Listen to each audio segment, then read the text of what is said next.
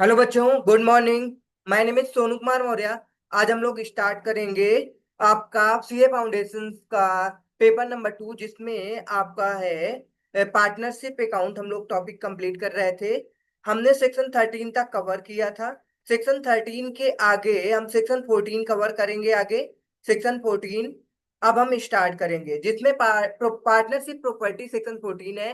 The property of the firm section 14। The expression property of the firm, also referred to as a property. Okay, partnership property, partnership asset, joint stock. It means कहने का कि जो partnership firm की property होती है उसे हम partnership property या फिर पार्टनरशिप असेट या फिर ज्वाइंट स्टॉक या कॉमन स्टॉक या फिर ज्वाइंट स्टेट के नाम से जानते हैं। Denotes all the property rights and interest to which the firm that is all partners collectively may be entitled। मतलब उस प्रॉपर्टी में सारे पार्टनर्स का राइट होता है, ठीक है ना। The property which is deemed as belonging to the firm is the absence of any agreement between the partners showing category intention is comprised of the following items। देखो, समझो यहां से। सबसे पहले क्या बताया गया है, रिफर्ड करता है इस प्रॉपर्टी को, पार्टनरशिप फर्म की प्रॉपर्टी को, partnership property, partnership asset, joint stock, common stock, joint state, denotes all property rights and interest to which the firm that is all partners collectively में entitle. The property is deemed as belonging to the firm. It means कि सारी की सारी firm की property किसे belong करती है, firm को। यदि in the absence of any agreement between the partner showing contrary intention is comprised of the following items. It means कि आपका क्या नहीं है, एग्रीमेंट अब्सेंस है, तो फॉलोइंग आइटम्स को कैसे हम कंप्राइज करेंगे। all the property rights and interests which partners may have brought into the common stock as their contribution to the common business। ठीक है, मतलब कहने का क्या है, all property and rights and interests which partners may have brought into the common stock as their contribution to the common business। ठीक है, all the property rights and interests acquired or purchased by, हाँ ध्यान से देखो, second point क्या है, all the property and rights and interest acquired or purchase by or for the firm. मतलब किसके लिए परचेज किया जाता है, फर्म के लिए परचेज किया जाता है। Or for the purposes and in the course of the business of the firm. It means कि जो भी प्रॉपर्टी होगी बिजनेस के फर्म के लिए होगी। ओके, तो हम लोग अब ये क्या है, goodwill of the business.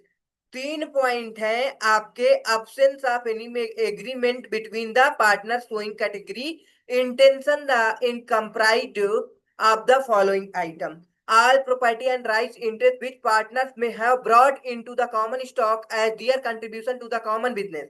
all the property rights and interests acquired are purchased by a for the firm or for the purchase and in the course of the business of the firm and goodwill of the business।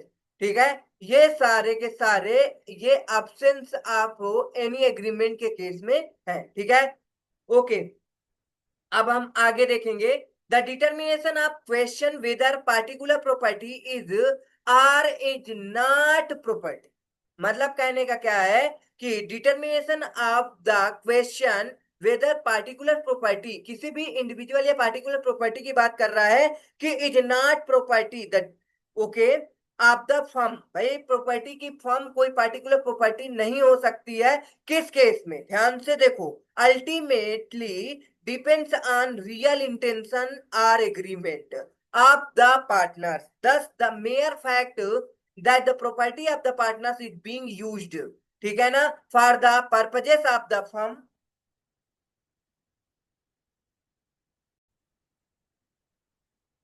shall not by itself make it partnership property। ठीक है, unless it is intended to be treated as such।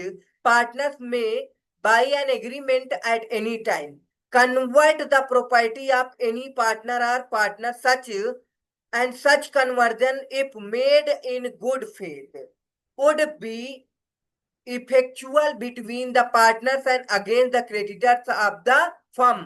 Simple सी बात है, कह रहा है कि कभी कभी आपकी प्रॉपर्टी जो होती है फर्म की नहीं बिलोंग होती है, ठीक है ना।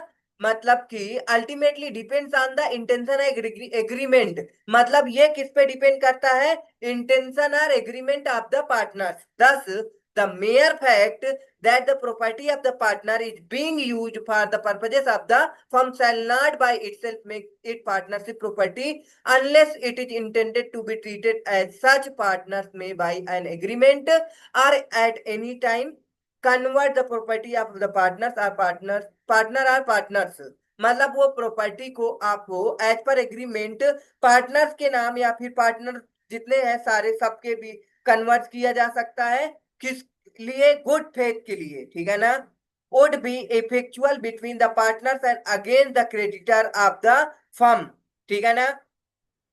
The separate property of any partner into the property partnership property बिल्कुल सेपरेट हो सकती है हर पार्टनर की प्रॉपर्टी, ठीक है ना। तो अब कह रहा है गुडविल के बाद ये प्रॉपर्टी किसकी है, पार्टनरशिप फर्म की प्रॉपर्टी है। Section 14 specifically lay down that the goodwill of the business is subject to the contract between the partners to be regarded as property of the firm, but this section does not define the term goodwill। okay, I hope समझ में आ गया होगा भाई। Section 14 में क्या कहता है कि the goodwill of the business is subject to contract between the partners. मतलब पार्टनर के बीच कॉन्ट्रैक्ट कैसा है ये डिपेंड करेगा गुडविल के बारे में, ठीक है ना।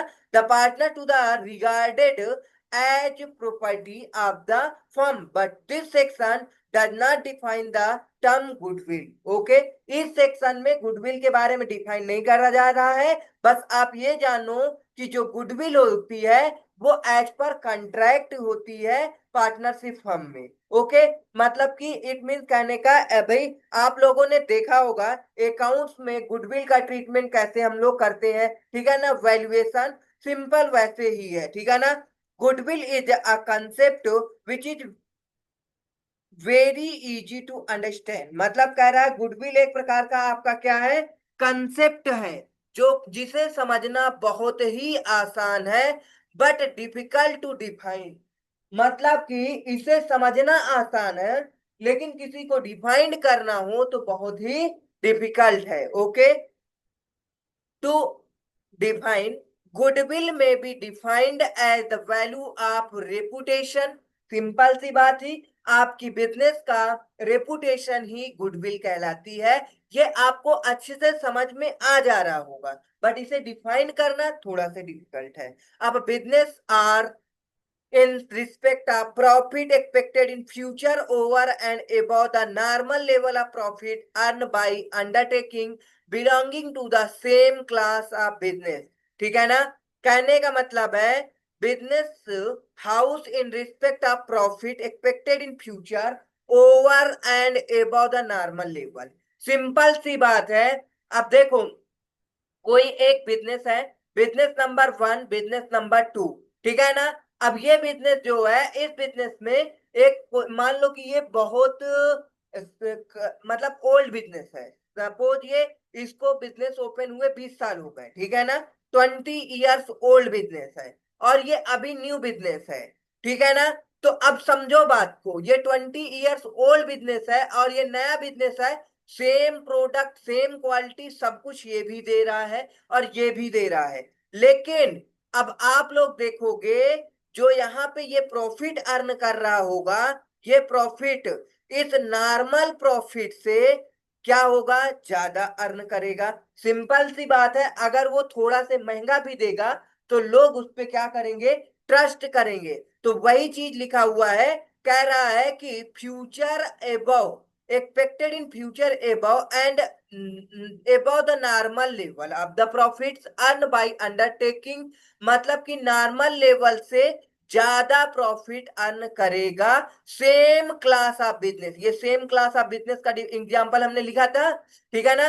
मतलब कि दोनों बिजनेस सेम है, सेम प्रकार का प्रोडक्ट, सेम प्रकार की क्वालिटी, सेम प्रकार का सर्विस प्रोवाइड कर रहे हैं, बट वहां पे ये बिजनेस जो 20 ईयर्स ओल्ड है इसकी गुडविल है, जिससे इसमें प्रॉफिट ज्यादा है, ठीक है ना।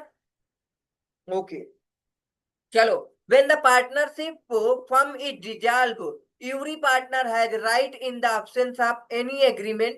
मतलब कि कह रहा है कि यदि पार्टनरशिप डिसॉल्व हो जाती है, ठीक है ना, तो सारे पार्टनर्स का राइट है in the absence of any agreement. यदि एग्रीमेंट क्या है, absence है, ठीक है ना, to the contrary to have the goodwill of the business sold for the benefit of all partners। Okay, goodwill is a part of the property of the firm। It can be sold separately or along with the other properties। कह रहा है goodwill एक प्रकार की क्या है, is a part of the property of the firm. It can be sold separately और along with other properties of the firm। Okay, any partner may upon the sale of goodwill of the firm make an agreement with the buyer such that such partner will not carry on any business similar to that of the firm within a specified period। ठीक है ना, within a specified local limit and notwithstanding anything contained in section 27 of the Indian Contract Act 1872। such agreement shall be valid if restriction imposed are reasonable। कहने का मतलब है यदि आप अपने बिजनेस को किसी को सोल्ड कर देते हो, अब बिजनेस को जब सोल्ड किया जाता है तो बिजनेस का जो सारा का सारा बिजनेस की वैल्यू होगी उसका पोर्शन तो लेगा ही लेगा सेलर, ठीक है ना। उसके साथ साथ वो कौन सा अमाउंट लेगा भाई, वो लेगा गुडविल का अमाउंट, ठीक है ना। तो गुडविल किस लिए ली जाती है कि भाई हमारा बिजनेस यहाँ पे चल रहा है 20 साल पहले, 10 साल पहले, तो इस बिजनेस की क्या है, गुडविल है भाई, आपको इसका भी पे करना पड़ेगा। फिर यहाँ पे क्या होता है, जो बिजनेस को खरीदता है वो रिस्ट्रिक्शन लगाता है कि हाँ, अगर आप इस बिजनेस को यहाँ पे सोल्ड कर रहे हो तो आपको दूसरा बिजनेस साइड में नहीं ओपन करना है, अदरवाइज हमें गुडविल को पे करने का मतलब ही क्या होगा भाई। अगर हमें ये बिजनेस आपने बेच दिया और साइड में आपने फिर से वही बिजनेस शुरू कर दिया, तो भाई यहाँ पे क्या हो रहा है, गड़बड़ हो जाएगा ना। हमें ज्यादा पे करने की जरूरत ही क्या होती है अगर आप हम यहीं पे बिजनेस करते। तो ये क्या होता है, आपका सेक्शन 27 में भाई क्या बताया जाएगा, एक मतलब बताया जाएगा कि आप वो रिस्ट्रिक्शन नहीं लगा सकते, बट 27 में एक्सेप्शन की बात करेगा जो कि इंडियन कॉन्ट्रैक्ट एक्ट 1872 में आपको पढ़ाया जाएगा। ओके, ठीक है। तो वही चीज है कि not with standing anything contain in section 27। अगर 27 में किसी लिए रिस्ट्रिक्शन लगाई गई तो ठीक है, कोई दिक्कत नहीं है, बट इस केस में अगर आप अपने बिजनेस को क्या करते हो, सेल करते हो और साथ में गुडविल भी सेल करते हो, बायर क्या करेगा, बोलेगा कि तुम will not carry on any business similar, similar business नहीं कैरी करोगे to that of the firm within a specified period and within specified local limit.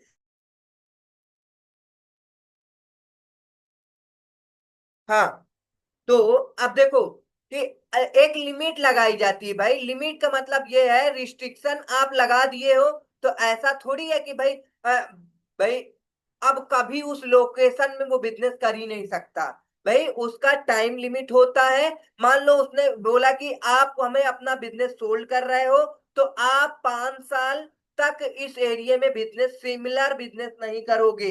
ऐसा भी नहीं है कि आप कोई बिजनेस ही नहीं करोगे, सिमिलर बिजनेस की बात होती है। देखो, आपको ये सब ध्यान देना है, क्या क्या ध्यान देना है भाई, कि with in a specified local limit and आपको स्पेसिफाइड पीरियड में क्या नहीं करना, बिजनेस को नहीं करना है। Goodwill is a part of the property of the firm. It can be sold separately along with the other properties.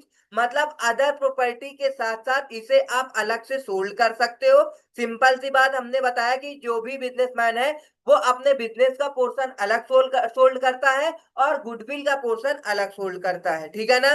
Partner में upon the sale of goodwill of the firm make an agreement with the buyer that such partner will not contrary on any business similar to that of the firm within a specified period or within a specified local limit notwithstanding anything contained in section 27। मतलब ये कह रहा है कि section 27 में आपको restriction बनाया गया है। अगर वो रिस्ट्रिक्शन अलग है, ठीक है ना, कि मतलब आप किसी भी पर्सन को रिस्ट्रिक्शन नहीं लगा सकते, सिमिलर सी बात है, ठीक है ना। ओके, तो वो सेक्शन 27 में बताया गया है, ठीक है। अब अब लिमिट जो लगाई जाती है, स्पेसिफाइड लिमिट लगाई जाती है, ये चीज को आप याद रखना। स्पेसिफाइड एरिया, ये नहीं कि आप रिस्ट्रिक्शन लगा रहे हो तो बोल रहे हो आपने अपना बिजनेस भेज दिया है, आप पूरे भारत में कहीं भी बिजनेस नहीं कर सकते हो, तो ये रिस्ट्रिक्शन क्या रहेगा, वॉइड रहेगा, ठीक है।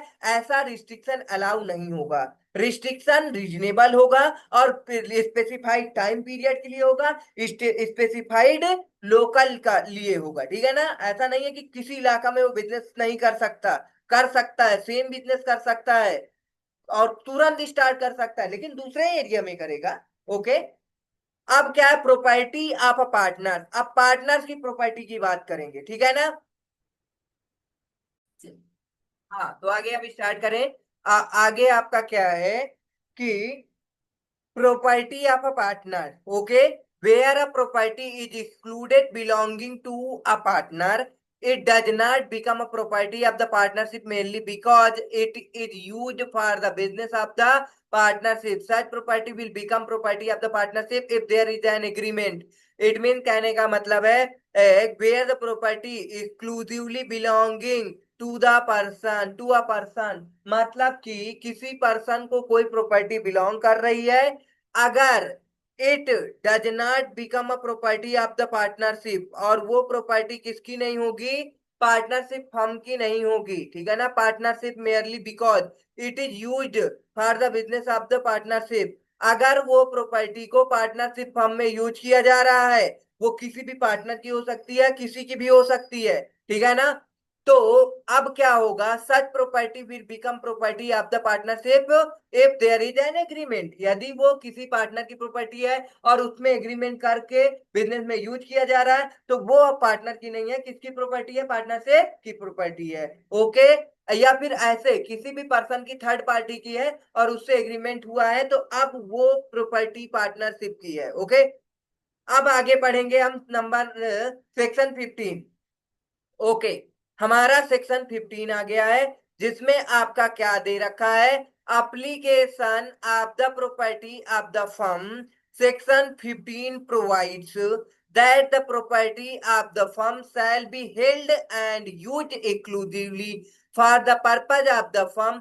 The partnership there is a community of interest which all partners take in the property of the firm, but that does not mean that during the substance of the partnership, a particular partner has any proprietary interest in the assets of the firm. Even partner of the firm has a right to get his share of the profit till the firm subsists, and he has also a right to see that all the assets of a partnership are applied to used for the purpose of the partnership business।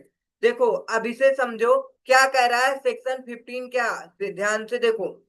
Section 15 क्या कहता है कि section 15 provides that the property of the firm shall be used and used exclusively for the purposes of the firm.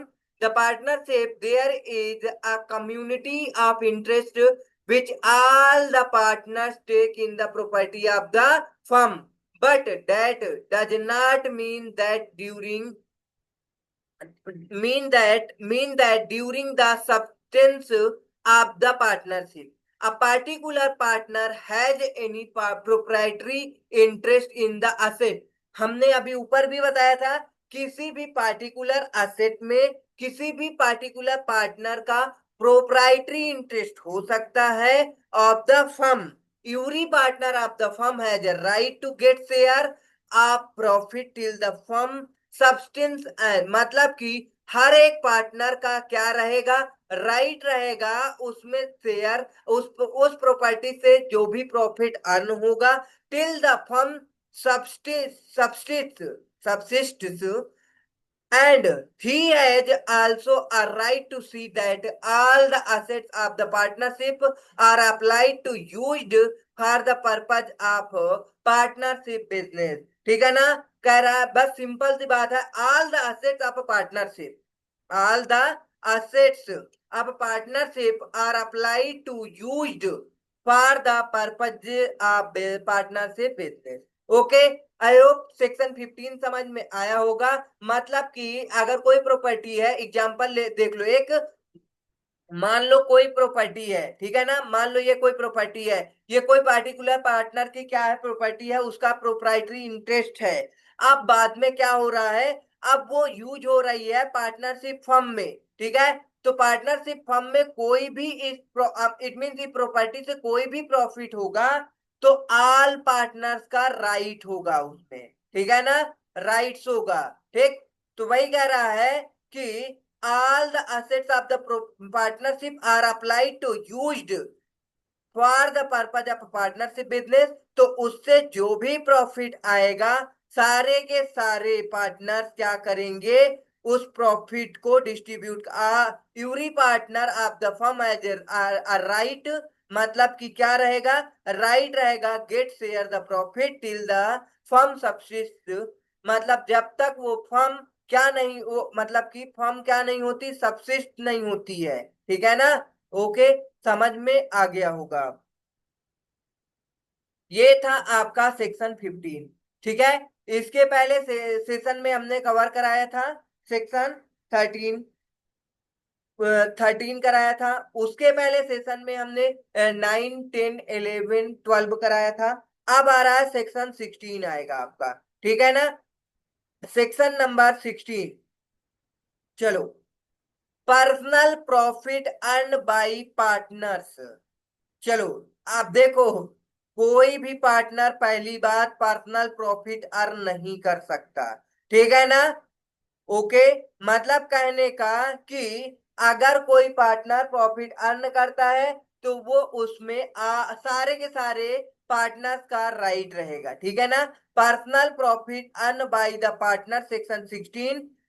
According to section 16, subject to contract between the partners, if a partner derives any profit for himself from any transaction of the firm or from the use of the property or business connection of the firm or the firm name, he shall account for that profit and pay it to the firm.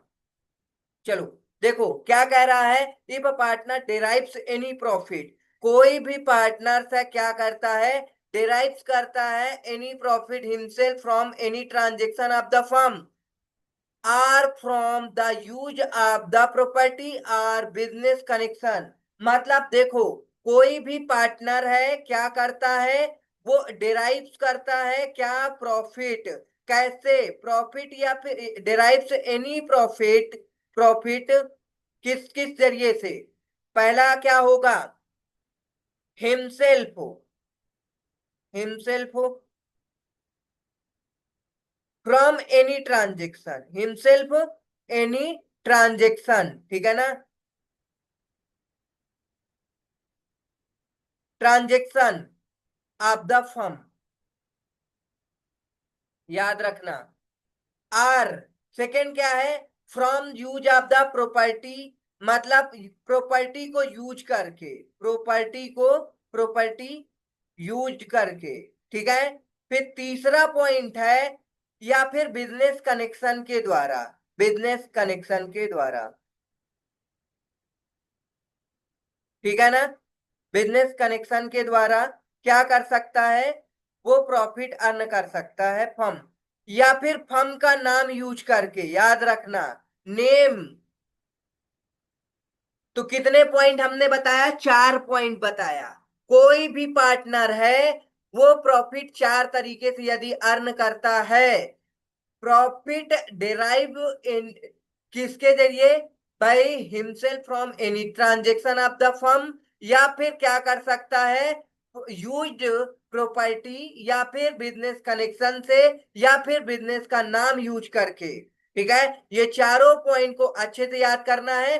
अगर simple याद कर सकते हो, himself हो, himself हो, या फिर क्या कर सकता है वो, himself any transaction, any transaction, या फिर सेकेंड पॉइंट क्या हो सकता है, वो पार्टनर प्रॉपर्टी का यूज करके कर सकता है। ठीक है ना, प्रॉपर्टी का यूज करके, या फिर बिजनेस कनेक्शन का यूज करके, या फिर फोर्थ है फर्म का नेम यूज करके।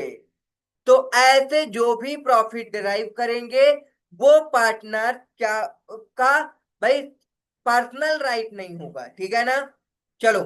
According to section 15 subject to contract between the partners, if a partner carry on any business same nature, अगर वो क्या करता है, अब सेकेंड पॉइंट में भाई हमारे पार्टनरशिप फर्म का जो बिजनेस है वही सेम बिजनेस कोई पार्टनर अपने घर पे या कहीं भी करता है, तो क्या होगा, कंपीटिंग बिजनेस है भाई, हमारे साथ पार्टनरशिप कर रहे हो, गुड फेथ के लिए करो। अगर सिमिलर बिजनेस आप ओपन करोगे तो आप हमारे फर्म के क्लाइंट को अपने यहाँ डील करोगे, इससे आपका पर्सनल प्रॉफिट बनेगा। तो इसके लिए क्या कह रहा है, the firm he shall account for any pay to the firm all profit made by him in that business, मतलब कि उसे पे करना पड़ेगा सारा प्रॉफिट पार्टनरशिप फर्म को। ओके, अब ये दो तरीके से अगर वो प्रॉफिट अर्न करता है तो वो प्रॉफिट अपने घर नहीं ले जाए पाएगा। ठीक है ना, वो क्या करेगा, प्रॉफिट को पे करना पड़ेगा, किसको, पार्टनरशिप हमको। ओके, ये एग्जाम्पल जैसे दे रखा है, आप लोग इस एग्जाम्पल, दोनों एग्जाम्पल को, 3 और 4 एग्जाम्पल है, तीसरा एग्जाम्पल और चौथा एग्जाम्पल अगर दोनों आप ट्राई करोगे तो समझ में आ जाएगा। ठीक है, अगर होमवर्क में है ये एग्जाम्पल को ट्राई करके आओगे। ठीक है, अगर नहीं समझ में आता तो क्या करो, आप कमेंट्स करो कि भाई ये एग्जाम्पल नहीं समझ में आए, तो हम उस एग्जाम्पल को इसके नेक्स्ट सेशन में क्या करेंगे, आगे समझा करके फिर सेशन को स्टार्ट करेंगे। ठीक है ना, ओके। आई होप अच्छे से समझ में आ गया होगा। हमने कौन कौन से सेक्शन कवर किए आज, देखो भाई, लॉ एक ऐसा टॉपिक है जिसे आप क्या करो, सेक्शन वाइज याद करोगे तो जल्दी याद होगा। ठीक है, आज हमने कौन कौन सेक्शन कवर किए हैं, सेक्शन 14, सेक्शन 15, सेक्शन 16। ठीक है ना, इसमें 14 में हमने क्या बताया था भाई, 14 और 15 और 16 में। ठीक है, 16 में यदि कोई पार्टनर पर्सनल प्रॉफिट अर्न करता है तो भाई वो 4-5 तरीके बताए गए हैं, वो 4-5 तरीके से अगर अर्न करता है तो उसे पार्टनरशिप फर्म को पे करना पड़ जाएगा। फिर हमने पढ़ाया था सेक्शन 15, जिसमें आपको ये बताया गया था कि अगर कोई भी पार्टिकुलर पार्टनर की प्रॉपर्टी है तो वो प्रॉपर्टी पार्टनर की प्रॉपर्टी है और उससे प्रॉफिट कोई ड्राइव होता है, तो वो प्रॉपर्टी का प्रॉफिट सारे पार्टनर्स के बीच डिस्ट्रीब्यूट होगा। ठीक है, फिर हमने पढ़ाया था सेक्शन 14, जिसमें पार्टनरशिप प्रॉपर्टी के बारे में बात हुई थी, the property of the firm, कौन कौन सी प्रॉपर्टी हो सकती है जो पार्टनरशिप फर्म की होगी और उसके क्या क्या नेम है ये भी हमने बताया था। अलग अलग नेम बताए थे भाई, क्या क्या नेम बताए थे कि आपके इस प्रॉपर्टी पार्टनरशिप प्रॉपर्टी का name joint stock, property assets,